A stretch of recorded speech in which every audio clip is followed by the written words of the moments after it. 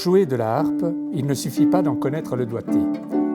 Il faut surtout bien entendre la manière de se servir des pédales. Et c'est précisément ce qui embarrasse la plupart des élèves, qui, exercés presque toujours sur les mêmes tons que parfois ils ne comprennent pas, sont à chaque instant arrêtés par la rencontre d'un dièse, d'un bémol ou d'un bécard, parce qu'ils ignorent en quel ton le changement de telle ou telle pédale peut les conduire. Des Argus, 1809. Cette phrase que nous avons entendue introduit la méthode de harpe de Desargus. Elle montre bien une des préoccupations d'un professeur de harpe de cette époque qui était aider les élèves à se familiariser avec les pédales et apprendre tous les tons du premier bémol jusqu'au dernier dièse. Aujourd'hui, en général, les étudiants de harpe notent soigneusement tous leurs changements de pédales dans leur partition. Par exemple, ils vont penser à actionner la pédale du Fa dièse, mais auront peut-être tendance à oublier la tonalité de Sol majeur. Alors, ils n'ont pas forcément conscience du contexte harmonique dans lequel ils jouent. Pourtant, à l'origine de l'instrument, l'étude des pédales était justement liée aux tonalités rencontrées, donc à l'harmonie. J'ai eu l'idée d'un projet autour de l'art de préluder à la harpe en enseignant la basse continue à des étudiants harpistes. Le but était d'essayer de trouver un moyen de les aider à relier l'usage des pédales aux tonalités. Pour cela, j'ai utilisé des exemples musicaux de la fin du XVIIIe et du début du XIXe. 3 étudiantes de la classe de harpe de Laetitia Belmondo à Lausanne ont participé à ce projet.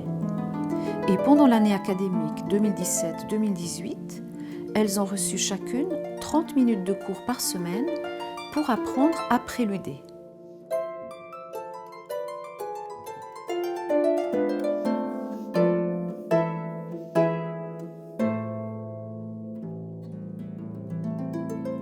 De leur côté, elles se sont engagées à travailler un peu tous les jours.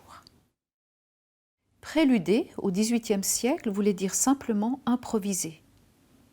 Le prélude pouvait désigner aussi une introduction à une pièce de musique. Et cette introduction pouvait être soit composée, bien sûr, soit le plus souvent improvisée.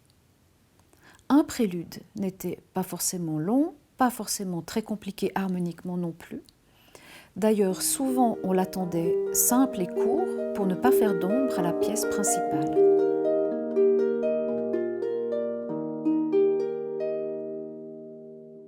Vous ne connaissez que 2 accords, et déjà, en les arpégeant de différentes manières, vous préludez agréablement. Grétry, 1809. Cette phrase s'applique particulièrement bien à la harpe parce que c'est un instrument idéal pour préluder grâce à ses nuances et à sa résonance. Le fait de préluder était indispensable. On ne jouait pas une pièce de musique avant d'avoir fait auparavant au moins quelques notes ou un simple accord. Avant de jouer un air quelconque, il faut s'habituer à préluder dans le ton de l'air qu'on doit jouer. Des Argus, 1809.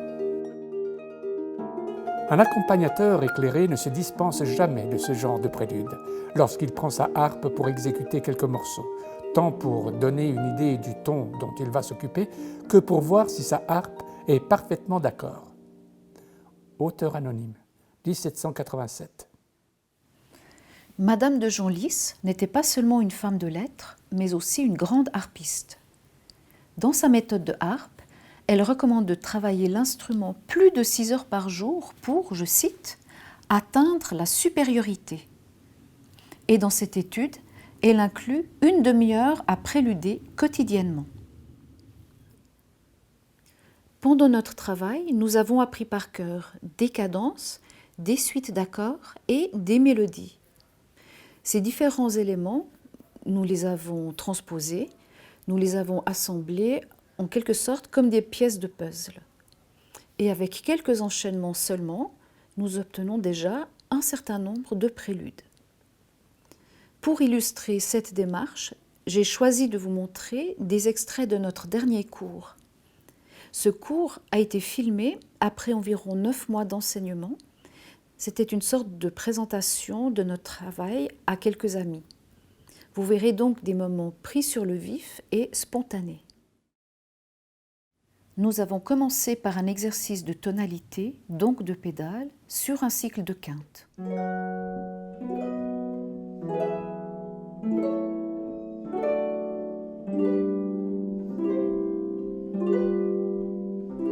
Ce genre d'exercice peut être aussi utilisé pour le travail de la technique des accords.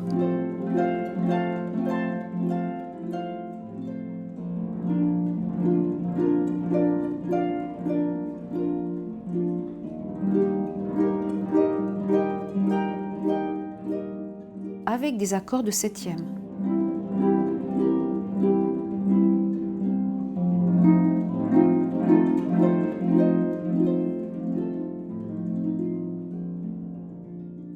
Nous avons joué beaucoup de cadences, d'abord à 4 voix, puis avec des doublures qui font sonner la harpe de façon plus riche.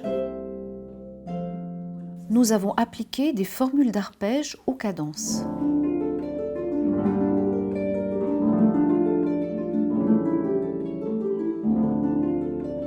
On trouve ces figures dans le répertoire et dans les méthodes de harpe également, comme par exemple dans celle de Cardon en 1784.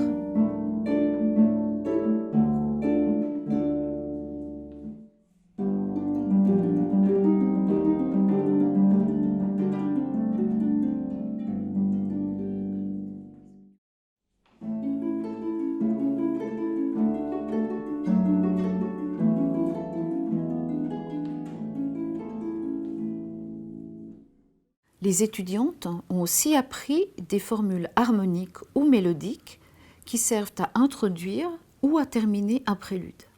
Voici quelques façons de varier la dernière mesure d'un prélude d'après Boxa.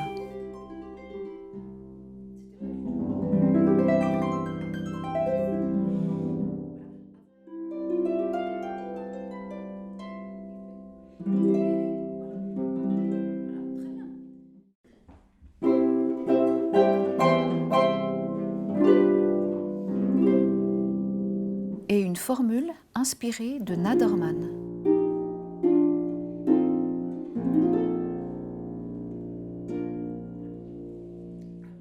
Voici une formule pour commencer de Coleman et une autre de Corry.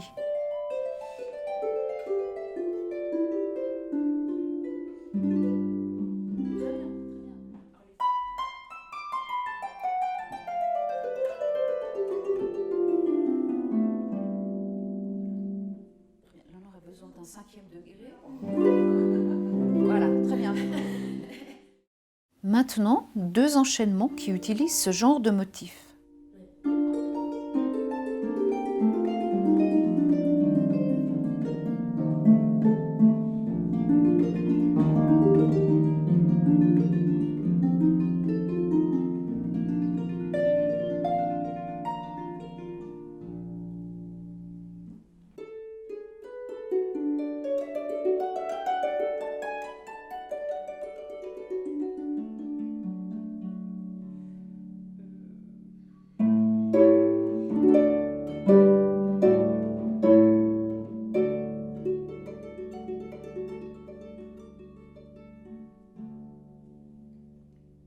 Et un autre avec une cadence sur l'accord de quarte et sixte.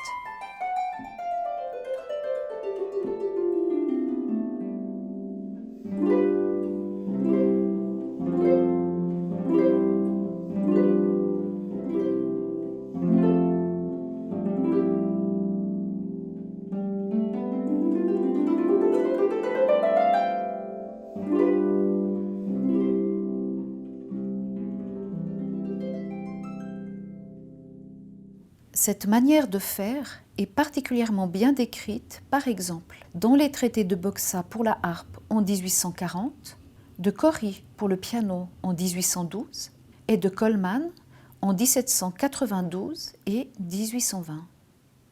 Les méthodes de Coleman sont destinées aux instruments à clavier, mais Coleman précise bien qu'elles peuvent être utilisées par les harpistes aussi.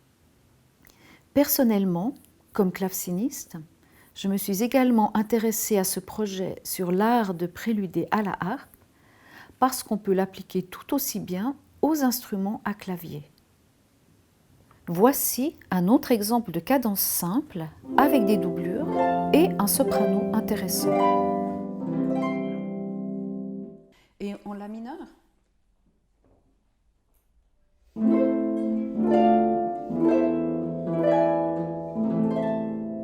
Et en fa majeur ? On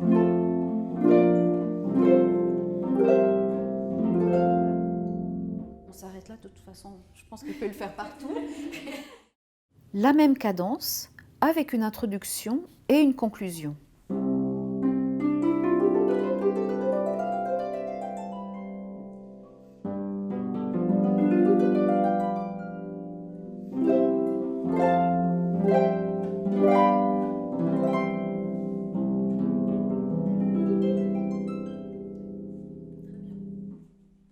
Une autre cadence simple qui utilise un accord de sixte sur le 4e degré.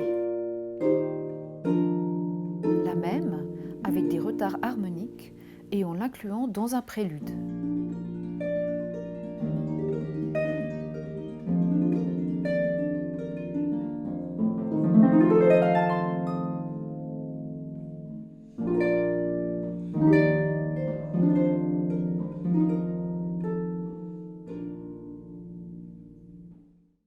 Nous avons abordé d'autres enchaînements qu'on trouve dans un grand nombre de préludes, comme par exemple un début d'harmonisation de gamme à la basse.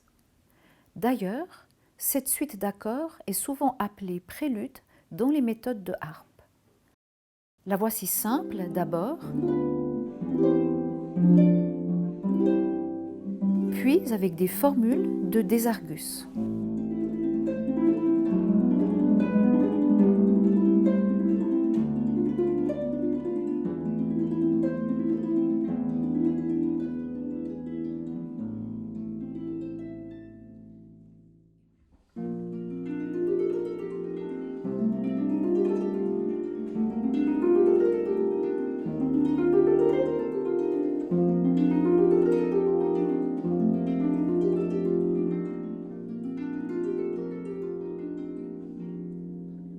Et en mineur avec une sixte napolitaine.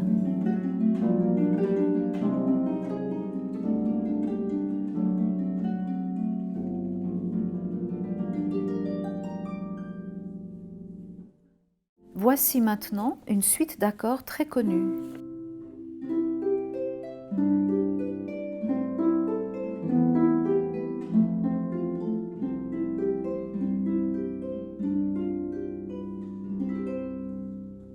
La même avec une cadence à la fin.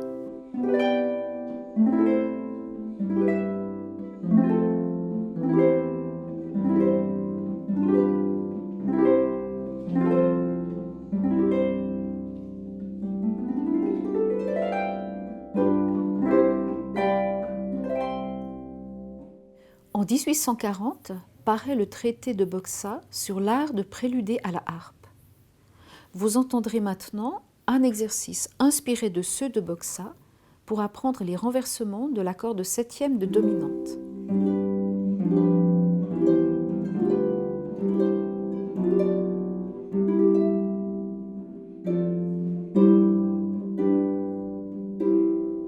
Et le même inclus dans un prélude.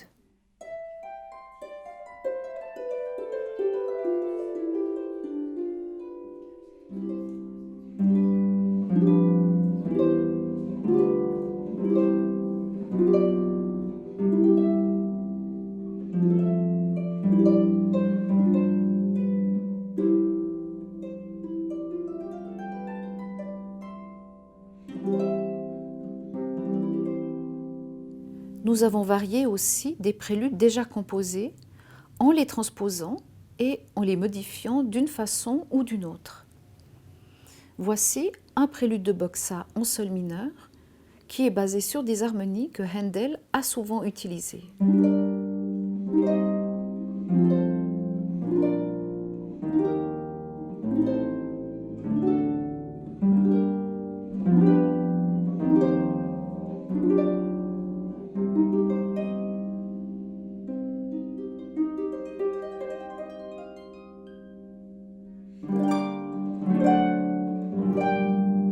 j'ai demandé le même début de prélude, mais en fa mineur et avec une autre fin.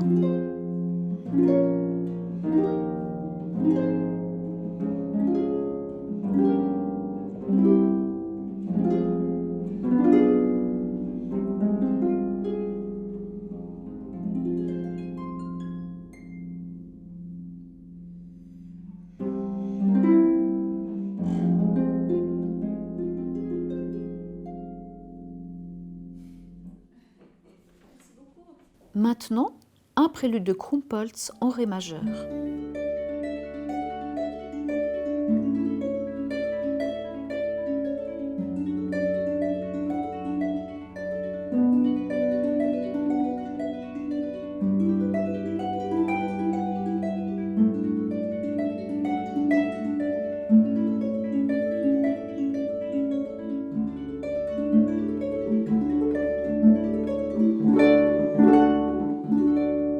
Le même en ré mineur et en modifiant un peu la formule à la main droite.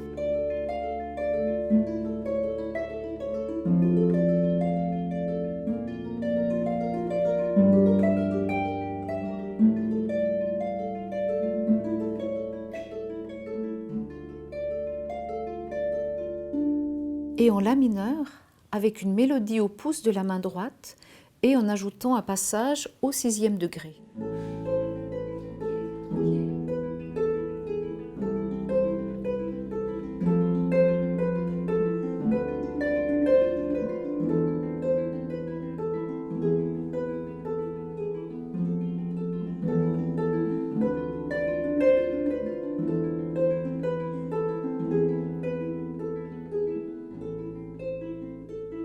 Enfin, le même prélude en ré majeur avec quelques retards harmoniques.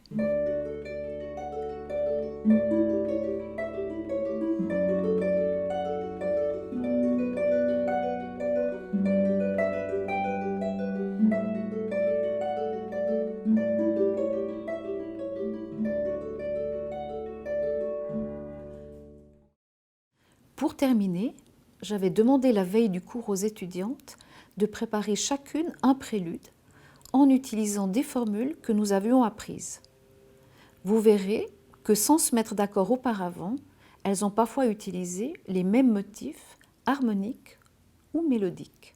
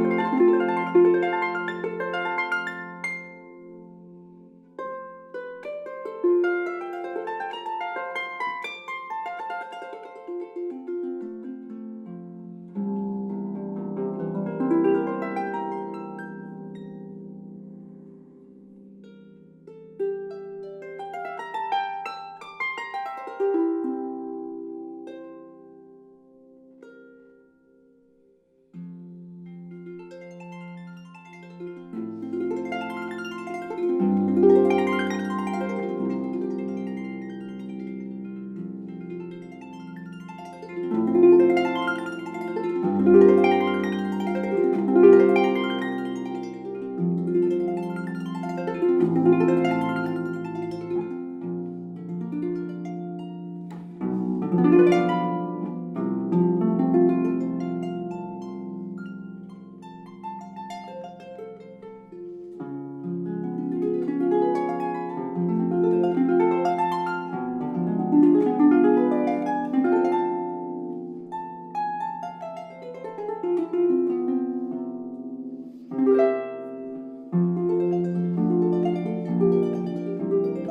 you.